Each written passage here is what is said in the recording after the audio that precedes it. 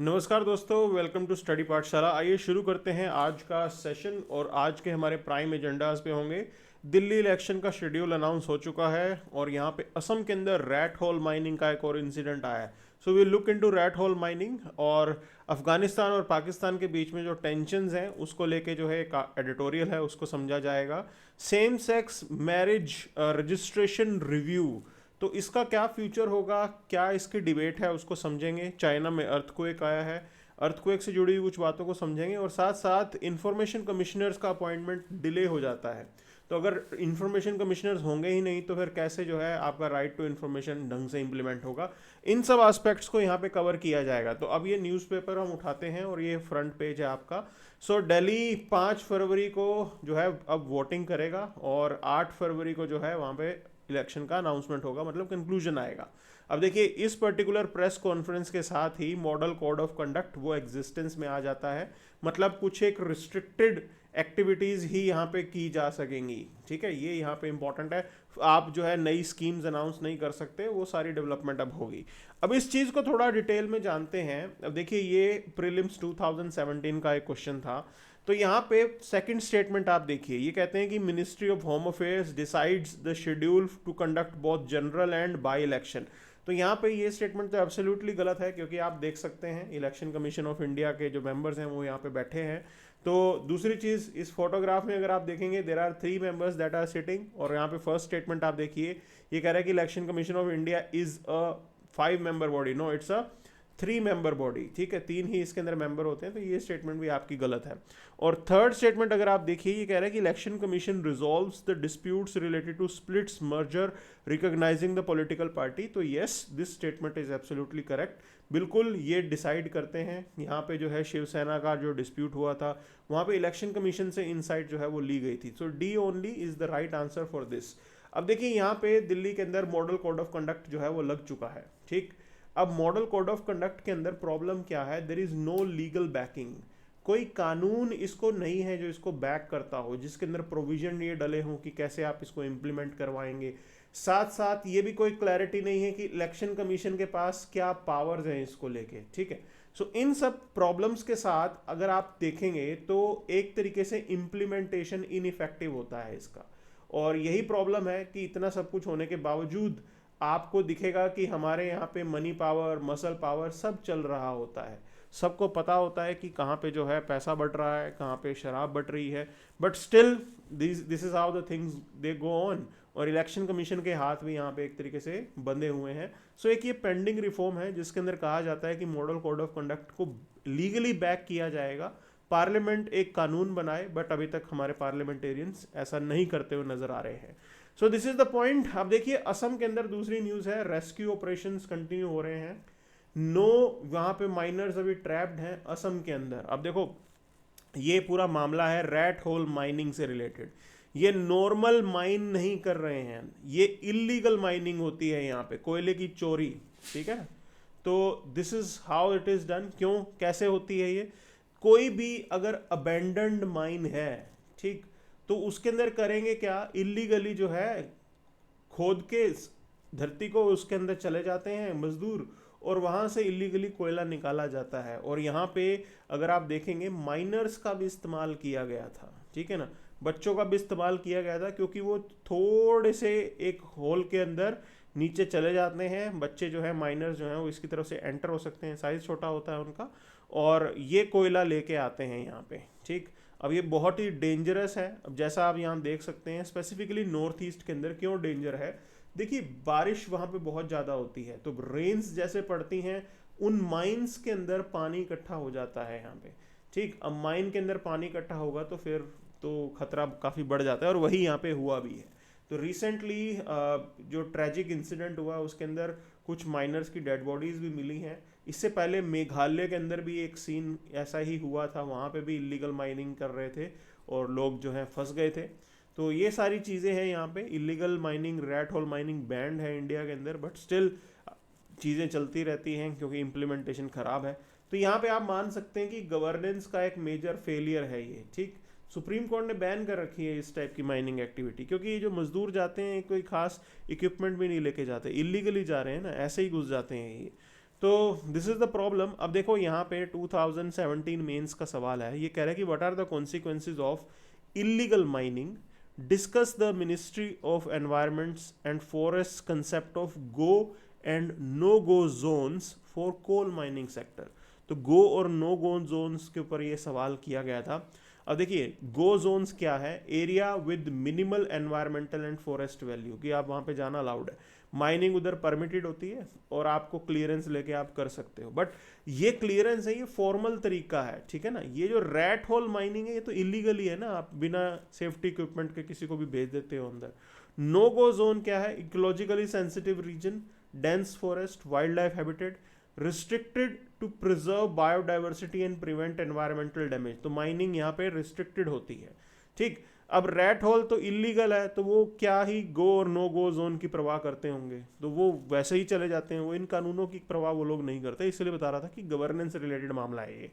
अब देखिए identification criteria देखिए, एनवायरमेंट इम्पैक्ट असेसमेंट के बेस पे go and no go zone हम डिसाइड करते हैं। अब इसका क्रिटिसिज्म क्या है, क्रिटिसिज्म ये है कि भाई आप गो और नो गो जोन डिसाइड कर रहे हो तो आप कोल प्रोडक्शन को लिमिट कर रहे हो, ठीक है, और इंडिया को उसके वजह से क्या करना पड़ता है, इंपोर्ट करना पड़ता है। बट यू हैव टू सी कि भी इकोलॉजी जो है वो भी तो हमारे लिए इंपॉर्टेंट है, तो वाइल्ड लाइफ हमारे लिए इंपॉर्टेंट है। आप ह्यूमन लाइफ को इन सब एस्पेक्ट से अलग करके थोड़ी ना देख सकते हो।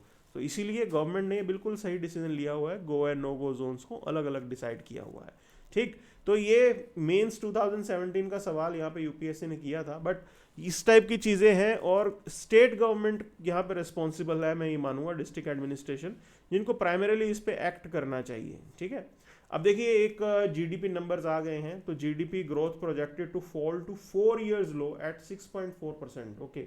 सो it is primarily because of the global scenario, पूरी दुनिया के अंदर ही स्लो डाउन का सीन चल रहा है यहाँ पे, और India is you can say still effective एक इकोनॉमी चल रही है हमारे यहाँ पे। 6.4 is also not bad, that is the point here. But अभी बात ऐसी है कि इसके अंदर कुछ फैक्टर्स ऐसे हैं जो हमारे कंट्रोल में ही नहीं है। अब यूक्रेन रशिया का जो वॉर चल रहा है that is not in our control, okay. Israel Palestine या इजराइल का जो मुद्दा चल रहा है that is not in our control. So we are hopeful कि भी चीज़ें जो हैं वो थोड़ी आगे जाके ठीक हो जाएं, उतना ही हम होप कर सकते हैं, उससे ज़्यादा नहीं कर सकते। तो that is what we have here. अब देखिए आपको यहाँ पे क्वेश्चन मैं दिखाता हूँ, जीडीपी ग्रोथ से रिलेटेड 2010 के अंदर ये सवाल आया था। अब देखो इस तरीके के क्वेश्चन रिपीट हो सकते हैं, ऐसा नहीं है कि नहीं रिपीट हो सकते, बिल्कुल ऐसे रिपीट हो सकते हैं। तो their question was that GDP has increased by 4 times in last 10 years।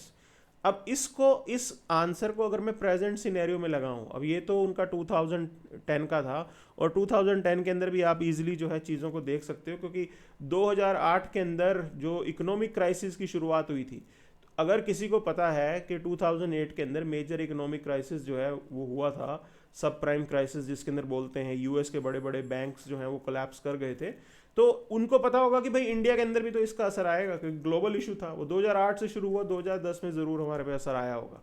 तो उस हिसाब से भी आप इसका आंसर निकाल सकते हो कि भाई ज़रूरी नहीं है कि 4 times जो है, हाँ 4 times ज़रूर वहाँ पे जीडीपी बढ़ा होगा, लेकिन प्रेजेंट टाइम में आप देखिए यहाँ पे अगर हम पिछले कुछ 4-5 साल का देखेंगे हिसाब किताब, तो देखो कोविड ईयर तो मेजर इम्पैक्ट था, तो जीडीपी तो नहीं बढ़ सकता।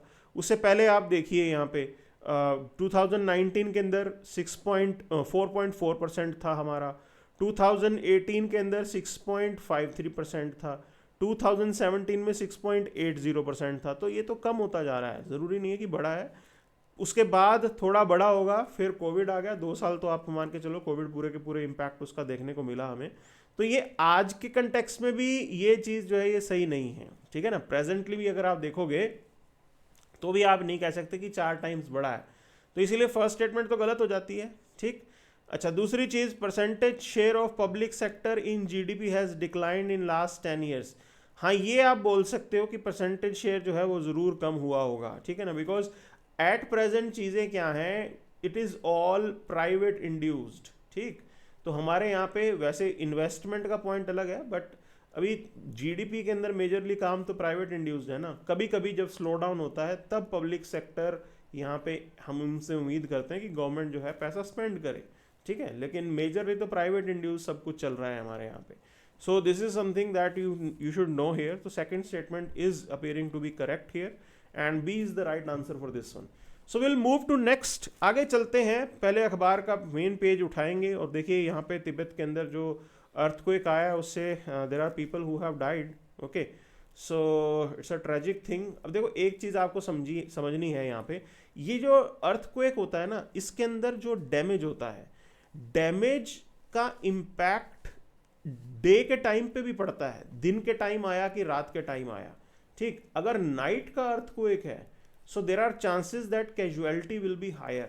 उस केस में ज़्यादा लोग जो है मरने के चांस ज़्यादा होते हैं. मॉर्निंग के अंदर if there is an earthquake people will move out in an open area, लोग स्ट्रीट्स पे चले जाएंगे. और यहाँ पे भी खुशकिस्मत थे कि ये लोग अपने घरों में नहीं थे, स्ट्रीट्स पे चले गए एकदम से जैसे धरती हिलने लगी. लेकिन अगर रात होती तो things would have been really very sad. Okay, काफ़ी नुकसान हो सकता था. So that's the point here. So day timing also disaster management के अंदर हमें चीज़ों को समझना होता है, उसमें इसका असर पड़ता है विदाउट अ डाउट. ठीक है, तो चलिए अगली जो खबर हमने उठा के पढ़नी है that is related to the same sex marriage debate. अच्छा, before that let's look into this. So there is this sonobuoys for navy. ये एक तरीके से हाई एंड टेक्नोलॉजी होती है सबमरीन डिटेक्शन के लिए, कि भी आपके शिप में लगा देंगे जिससे आप जो है दुश्मन की सबमरीन को डिटेक्ट कर पाओगे कि है कि नहीं. अब एक चीज़ है यहाँ पे, इंडिया और US they are going to you can say develop this jointly. Joint manufacture जो है हम वहाँ पे करेंगे. देखिए कॉम्प्लीमेंट्री हमारा रिलेशन है, यूएस के पास टेक्नोलॉजी है और इंडिया के पास है cheap labour. Okay, so that is something that we have. If we start manufacturing it, दोनों साथ में मिलके करेंगे तो इसका एक्सपोर्ट पोटेंशियल बहुत ज़्यादा है, अच्छा खासा एक्सपोर्ट पोटेंशियल है. और इंडिया के पॉइंट ऑफ व्यू से तो अच्छा ही है because we will get the technology, हमारे इंजीनियर्स को टेक्नोलॉजी सीखने को मिलेगी. That is the point here. ठीक, चलेंगे आगे चलते हैं. अच्छा देखो, इंडियन एयरफोर्स चीफ की स्टेटमेंट है.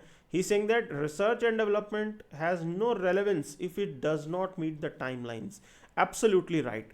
तो लाइट कॉम्बैट एयरक्राफ्ट हमने बनाना शुरू किया था 1984 के अंदर and still we are struggling. आज की डेट में भी हम स्ट्रगल कर रहे हैं. तो this is the statement that he is making कि भाई आज की डेट में फ़ायदा क्या है, इसके अंदर प्रॉब्लम क्या है. आप जब तक न्यू टेक्नोलॉजी लेके आएंगे इंटरनेशनल वॉरफेयर के अंदर वो आउटडेटेड हो जाएगी. ठीक, तो आपकी यहाँ पे जो एज है वो ख़त्म हो जाएगी, दुश्मन आपसे ज़्यादा ताकतवर हो जाएगा. ठीक है ना, तो दैट इज़ द पॉइंट है, we will lose the edge. India जो है वो अपनी एज को लूज कर देगा. अब देखो स्पेसिफिकली अगर मैं बात करूं तो Pakistan is going to get 5th generation plane. ये चाइना इनको 5th generation fighter jet China से इनको मिलने वाला है. तो इसने पूरी इक्वेशन चेंज कर दी है साउथ एशिया के अंदर, that Pakistan air force will get this 5th generation plane. और हम अभी भी स्ट्रगल कर रहे हैं अपना यहाँ पे LCA लाइट कॉम्बैट एयरक्राफ्ट को लेके. And other point is this, look at the situation, depleting squadrons हम लोग फेस कर रहे हैं. ठीक, सैंक्शन स्क्वाड्रन सिक्योरिटी के अकॉर्डिंग इंडिया के अंदर है 42 कि भाई मिनिमम 42 जो है स्क्वाड्रन हमारे यहाँ पे एयरफोर्स के अंदर होनी चाहिए. एट प्रेजेंट हम 30 स्क्वाड्रन पे हैं. तो सिचुएशन ऑलरेडी इतनी खराब है. अच्छा, दूसरी चीज़ आप देख लो, अभी एक्सपर्ट्स का ये कहना है कि जो प्रेजेंट चैलेंज है, जितना चाइना और पाकिस्तान के पास ताकत है, जॉइंट अगर उनका एक्शन होता है तो उस केस में इंडिया विल रिक्वायर 50 स्क्वाड्रन. हमें 50 स्क्वाड्रन की जरूरत पड़ेगी प्रेजेंट सिनेरियो में, ऐसा भी लोग कह रहे हैं. So this is how challenging the situation is and we have to take it. अच्छे से हमें इसको डील करना है. So supreme court to hear tomorrow plea seeking the review of same sex marriage verdict. Okay, so इसको लेके समझना जरूरी है. देखिए एक बात समझिए आप, ये यूपीएससी प्रीलिम्स का क्वेश्चन है. तो ये कह रहा है कि one's right to marry the persons of one's choice that is there in article 21. ठीक है, आपका राइट है कि आप अपनी पसंद के किसी भी इंडिविजुअल के साथ शादी कर सकते हैं, but registering your marriage is not your fundamental right. ठीक, शादी को रजिस्टर करवाना ये फंडामेंटल राइट नहीं है. ठीक है ना, यही जजमेंट जो है सुप्रीम कोर्ट ने दिया था इसके अंदर. तो उन्होंने कहा कि सेम सेक्स कपल रहे साथ में, कोई प्रॉब्लम नहीं है, लेकिन सरकारी दफ्तर के अंदर जाके अपनी शादी को रजिस्टर नहीं करवा पाएंगे. That is the point here. तो अब उसको एक तरीके से सेम सेक्स वर्डिक्ट को रिव्यू करने की बात ये कह रहे हैं। अच्छा, कोर्ट ने भी मना नहीं किया था, कोर्ट ने ये कहा था it is left to the parliament, क्योंकि शादी रजिस्ट्रेशन जो होती है, एक स्पेशल मैरिज एक्ट हो या हिंदू मैरिज एक्ट हो, उसके अंदर रजिस्ट्रेशन होती है। तो registering a marriage is a statutory provision, वो स्टैट्यूटरी प्रोविजन है, कानूनी प्रोविजन है। और कानून बनाने का काम किसका होता है? वो होता है आपके पार्लियामेंट का। तो कानून यहाँ पे अगर आपकी गवर्नमेंट या आपका पार्लियामेंट समझता है कि अब ये टाइम है कि इंडिया के अंदर हमें सेम सेक्स मैरिज को भी रजिस्टर करना अलाउ करना चाहिए, सो पार्लियामेंट्री डिबेट के बाद इसे किया जा सकता है। तो अभी तो फिलहाल नहीं है ऐसा, but this is what the point is. उसी जजमेंट को जो है एक तरीके से रिव्यू करने की बात चल रही है कि भाई आपने जो है मैरिज जजमेंट ऐसा दिया। और ये डिबेट भी अच्छी है, देखो इसके अंदर सुप्रीम कोर्ट ने काफ़ी चीज़ों को डिटेल में समझा था। तो आपको एक बात समझना है कि इसके बाद right to have a child ये भी तो आ जाएगा फिर। तो अगर आप सेम सेक्स कपल्स की बात करते हैं और उनके घर में बच्चा होता है, ठीक है, अब वो बच्चा क्या देखेगा? या तो दो मेल मेंबर देखेगा, बायोलॉजिकल मेल्स, या फिर दो बायोलॉजिकल फीमेल्स देखेगा। तो that is what the court inquired into. They said that how it will impact the upbringing of the child. Male और फीमेल दोनों एनर्जीज जरूरी होती हैं, तो ये चीज कोर्ट ने बिल्कुल कंसिडर की है। एंड देन इसके बाद दूसरी डिबेट आएगी राइट टू अडॉप्ट, कि भाई बच्चा अडॉप्ट करना भी अलाउड होना चाहिए। अब देखो इंडिया के अंदर सेम सेक्स कपल्स को बच्चा अडॉप्ट करना अलाउड नहीं है। अब ये पॉइंट भी समझना जरूरी है भी, यहाँ पे सेम वही लॉजिक कि बच्चे की अपब्रिंगिंग पे क्या असर पड़ेगा, ये सारी चीज़ें हैं। So supreme court is not entering into the Pandora's box, वो इसको ओपन अप नहीं करना चाहते। और law making is the task of parliament, legislature का काम है, हमारे लीडर समझेंगे वही किसको आगे लेके जाएंगे, that is the point here. तो टॉप कोर्ट सुप्रीम कोर्ट ने delay in appointment of information commissioners को लेके पॉइंट हेड किया है यहाँ पे कि भाई देखो आज की डेट में क्या है कि 23,000 अपील्स पेंडिंग पड़ी हैं, इतनी एप्लीकेशन पेंडिंग पड़ी हैं। तो सेंट्रल इलेक्शन यू कैन से इंफॉर्मेशन कमीशन की हालत है, स्टेट इंफॉर्मेशन कमीशन की तो हालत वर्स्ट है, ठीक है ना। ये तो वर्स्ट आपको नजर आएंगे, महीनों हो जाते हैं नो अपॉइंटमेंट, कोई टाइम पे अपॉइंटमेंट नहीं करता है इसके अंदर, ठीक। तो ये सबसे बड़ी प्रॉब्लम है और कोर्ट ने इसको पॉइंट आउट किया है, हाईलाइट भी किया है। अब देखो यूपीएससी ने सवाल क्या पूछे हैं यहाँ पे। 2018 में सवाल था कि RTI is not all about citizens empowerment, it is essentially redefines the concept of accountability. Yes, it does have this idea of accountability, but accountability तब होगी ना जब टाइमली अपॉइंटमेंट होगी। तो अगर आपके यहाँ पे टाइमली अपॉइंटमेंट ही नहीं हो रही है, how can you make the system accountable? वही तो दिक्कत है जो सुप्रीम कोर्ट यहाँ पे कह रहा है। दूसरी चीज 2020 का देखिए सवाल है, उन्होंने कहा कि recent amendments to RTI have profound impact on autonomy and independence of information commission. अब देखो इसके अंदर हुआ क्या, इसके अंदर चेंजेस लाए गए थे RTI एक्ट के अंदर, जिसके अंदर ये कहा गया कि टर्म्स एंड कंडीशंस, जो आपकी सर्विस कंडीशंस होती हैं, ठीक है, और सैलरी वगैरह, वो सब कौन डिसाइड करेगा? उन्होंने बोला कि ये सब डिसाइड करेगा गवर्नमेंट, ठीक। क्योंकि पुराने प्रोविजंस के अंदर ये सब कुछ जो है पार्लियामेंट के थ्रू अप्रूव करवाना था। अब पार्लियामेंट हर चीज़ को लेकर सेशन में नहीं हो सकता, या हर बात हर समय सेशन में नहीं रह सकता। तो गवर्नमेंट ने कहा कि भी हम डिसाइड कर देंगे टर्म, सर्विस कंडीशन, सैलरी वगैरह, क्योंकि टाइमली डिसीजन लेना होता है, अपॉइंटमेंट भी डिले हो जाता है, सब कुछ करके देख लिया लेकिन अभी भी अपॉइंटमेंट जो है उसमें डिले चल रहा है। So this delayed appointment is one of the hurdles that is there in the implementation of RTI। So ये पॉइंट आपको समझना है और this is the debate here. तो हम एडिटोरियल पे चलते हैं। यहाँ पे पाकिस्तान की अफगान स्ट्रेटजी से रिलेटेड बात चल रही है, तो आपको एक बात समझनी होगी। देखिए यहाँ पे नाम आता है तहरीक तालिबान पाकिस्तान। अच्छा, इसके पहले मैं आपको थोड़ा बैकग्राउंड में लेके चलता हूँ। तो अफगानिस्तान और पाकिस्तान का बॉर्डर ड्यूरेंट लाइन से डिमार्केट होता है, ठीक है। अब इसके अंदर हुआ क्या, ब्रिटिश ऑफिसर बैठे, टेबल के ऊपर मैप रखा और लाइन खींच दी।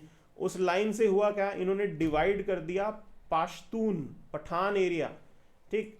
तो पाश्तून बेल्ट अब यहाँ पे डिवाइड हो गई, अफगानिस्तान के अंदर रह गए पश्तून पठान और थोड़े उधर रह गए पाकिस्तान के अंदर।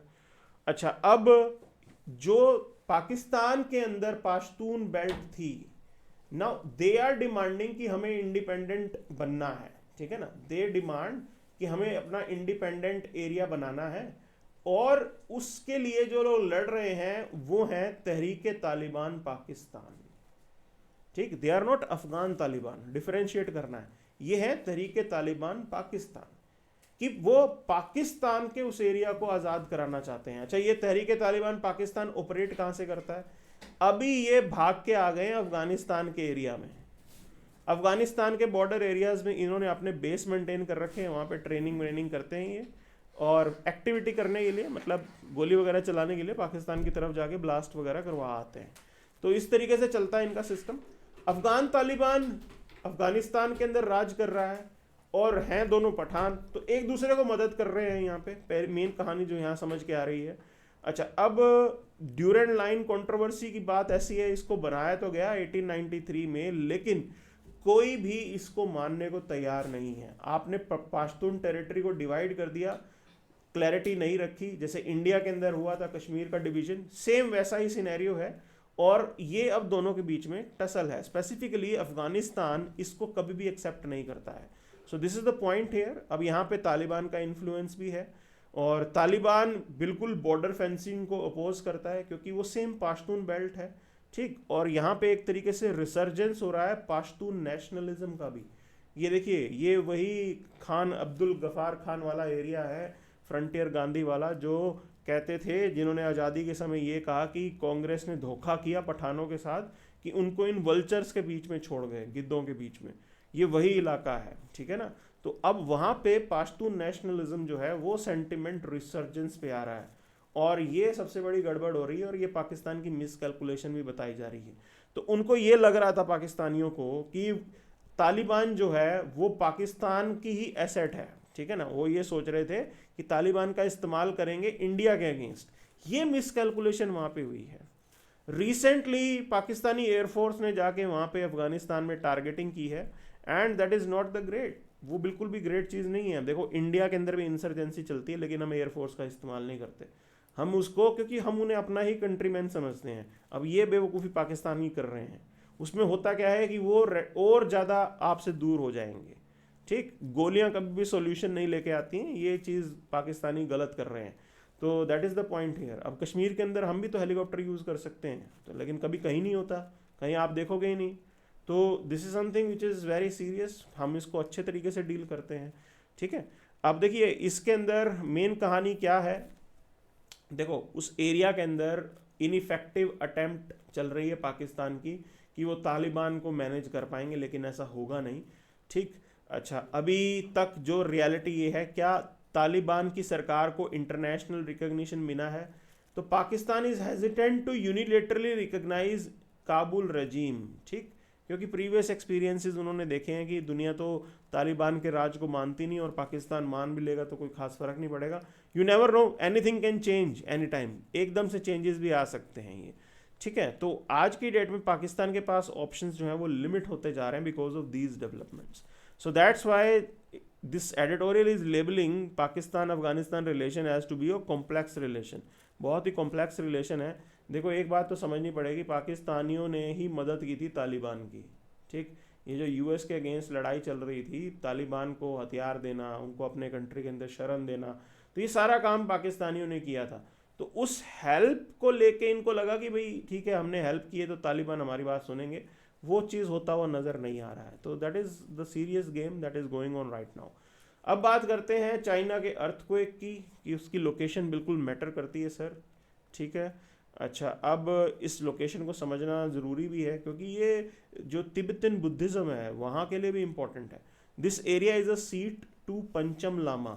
पंचम लामा एक recognised, you can say, authority है बुद्धिज़्म के अंदर, वहाँ उनकी सीट है और इम्पॉर्टेंट भी है। दूसरी चीज़, गेटवे टू माउंट एवरेस्ट, और उतना ही नहीं, माउंट कैलाश का भी इलाका वहीं से ही होगा। तो काफ़ी इंपॉर्टेंट है वो पूरी की पूरी बेल्ट, और जहाँ पे ये अर्थक्वेक हुआ है। अब रिजल्ट क्या है अर्थक्वेक होने का? मेजर रीज़न देखिए, इंडियन प्लेट जो है वो यूरेशियन प्लेट के साथ टकरा रही है, उस वजह से ये है यहाँ पे। और हम जानते हैं कि हिमालयाज़ का जो फॉर्मेशन है वो भी इसी वजह से हुआ है, और Himalayas are young fold mountains. तो ये यंग फोल्ड माउंटेन्स हैं, मतलब फ्यूचर के अंदर भी अर्थक्वेक आते रहेंगे। चांसेस हैं यहाँ पे कि आप यहाँ पे इंफ्रास्ट्रक्चर या डैम प्रोजेक्ट जो भी बनाते हैं उनको भी नुकसान पहुँच सकता है। So this is the whole highlight about it. अब देखो इसके अंदर ऑलरेडी जो डैम एग्जिस्ट करता है यहाँ पे, ठीक है, अभी भी अच्छा एक और डैम जो है इसी रीजन के अंदर बनना है जो अप्रूव हुआ है। सो ये पोटेंशियल थ्रेट था जो इंडिया पॉइंट आउट कर रहा है यहाँ पे कि चाइना डैम बनाए, ठीक है, but look at the potential threat that is existing because of earthquake. अब सोच के देखिए वो डैम अगर अर्थक्वेक की वजह से टूट जाए या उसके अंदर क्रैक पड़ जाए, सो इट्स अ यू कैन से फ्लडिंग सिचुएशन कहाँ पे होगी, लोअर राइपेरियन एरिया के अंदर, वो इंडिया के अंदर होगी यहाँ पे। तो हमारे लिए तो बहुत अलार्मिंग सिचुएशन हो जाएगी एंड उसका इम्पैक्ट पूरे नॉर्थ ईस्ट और हमारे ईस्टर्न पार्ट के अंदर नजर देखने को मिलेगा। सो that is something challenging that is being pointed out here. और दूसरी चीज़ अगर आपको समझनी है, देखिए एक टेक्टोनिक एक्टिविटी या अर्थक्वेक जो होती है वो एक गड़बड़ भी कर देती है, वो वाटर चैनल का जो फ्लो है ना उसको शिफ्ट भी कर देती है यहाँ पे। तो हमने बहुत बार देखा है रिवर का नेचुरल फ्लो ही चेंज हो गया, ठीक, उस शिफ्ट के कारण भी नुकसान हमें होगा। मान लो वो पानी का शिफ्ट जो है वो चाइना की तरफ हो जाए इन अर्थक्वेक्स की वजह से, तो it is going to hurt us, हमारे को इम्पैक्ट पड़ेगा। रिवर का कोर्स चेंज हो जाता है, ग्लेशियर्स आपके डिस्टेबलाइज हो जाते हैं, फ्लडिंग रिस्क इंक्रीज होता है। So these are the consequences that we are going to bear here. तो काफ़ी नुकसान होने का चांस है। अब देखिए ये प्रीलिम्स 2023 का आपका सवाल है, तो ये कह रहा है कि सिज्मोग्राफ पे P waves are recorded earlier than S waves. अच्छा, सेकेंड स्टेटमेंट कह रहा है कि in the P waves individual particles vibrate to and fro in the direction of wave progression, okay, whereas in S wave particle vibrate up and down. देखिए to and fro होता है horizontal, और ये कह रहा है कि P वे ऐसा होता है और एस वेव में अप एंड डाउन होता है, पार्टिकल वर्टिकल ऊपर नीचे मूव करता है, परपेंडिकुलर होता है। तो इसका डिटेल एक्सप्लेनेशन देखते हैं। देखिए पी वेव्स जिनको हम जानते हैं इनको प्राइमरी वेव्स कहते हैं। They are the quickest to the you can say among the all the waves that are being generated. और इसको समझिए कि क्विक है, फास्ट है, तो इसीलिए ये दूसरों से तो पहले ही डिटेक्ट हो जाएगी, और वही बात हमें यहाँ पे देखने को भी मिली है। तो first statement is right, okay. और S waves are slower waves, secondary waves हैं, ये पी वेव्स के बाद ही आती हैं। अच्छा, पी वेव्स आर कंप्रेशनल और लॉन्गिट्यूडनल वेव्स, ओके। तो जिस डायरेक्शन के अंदर अर्थक्वेक ट्रैवल कर रहा है उसी डायरेक्शन में ही आगे पीछे होती हैं। तो ये लॉन्गिट्यूडनल है, हॉरिजॉन्टली करेगी काम, बिल्कुल सही, ये स्टेटमेंट सही है, ठीक है। और जो एस वेव्स होती हैं उनके केस में परपेंडिकुलर वेव प्रोपगेशन होता है, अप डाउन होता है। So this is how it is. S wave ऐसा चलेगा काम, मतलब एक तरफ पी वेव चल रहा होगा, एक तरफ एस वेव ऐसा चल रहा होगा, इस तरीके से खेल चलता है। तो दोनों की दोनों स्टेटमेंट जो है वो हमारे यहाँ पे सही है। So that is something that we have to cover it in detail. अब एक बार जरा अखबार के ऊपर नज़र घुमाते हैं कि कहीं से कुछ छूट ना गया हो। मोरलेस चीज़ें तो है हमने कवर कर ही ली हैं, ओके। अब इलेक्शन कमीशन ने क्लैरिफाई किया है कि भाई इलेक्टोरल रोल्स हमने रिवाइज किए हैं। केजरीवाल साहब, आप फालतू में हमारे ऊपर एलिगेशन लगा रहे हो कि नाम डिटेक्ट जो है डिलीट किए जा रहे हैं। सो उसके लिए देखो एक प्रॉपर प्रोसेस ही होता है, वो पूरा प्रोसेस फॉलो किया जाता है। ऐसा नहीं है कि रैंडमली किसी का भी नाम हटा दिया जाए। देखो हमारे यहाँ पे सुप्रीम कोर्ट भी बैठा है, तो अगर इतना ही था, शोर मचाना था, तो why he didn't go to court. अगर इलेक्टोरल रोल्स में से नाम खट रहा था तो इनको कोर्ट में जाना चाहिए था ना, तो कोर्ट में क्यों नहीं गई आम आदमी पार्टी की सरकार? तो इट मीन्स खास दम नहीं है, उनको भी पता है कि भाई हम तो सिर्फ शोर मचा रहे हैं, ठीक है। तो this is how elections are fought here, ज़बरदस्ती के मुद्दे, ठीक। तो other than this there is nothing much, कुछ खास नहीं है यहाँ पे। Ukrainians firm in emerging Europe आए वेस्टवर्ड एक्सपेंशन, ओके, सही है। अच्छा, अभी दिस इज मोर और लेस थिंग्स आर डन, चीज़ें हो गई हैं यहाँ पे। एक और ये देखो, हाइपरसोनिक टेस्ट किया है नॉर्थ कोरिया के अंदर, नॉर्थ कोरिया ने, and this is the new development here. और वो अब क्या कर रहे हैं कि वो कह रहे हैं कि लोगों ने एंटी मिसाइल सिस्टम लगा दिया तो हम अपनी मिसाइल की स्पीड ही बढ़ा देंगे, आप पकड़ ही नहीं पाओगे। So these are the things for today's class, that's it for the day, then thank you very much.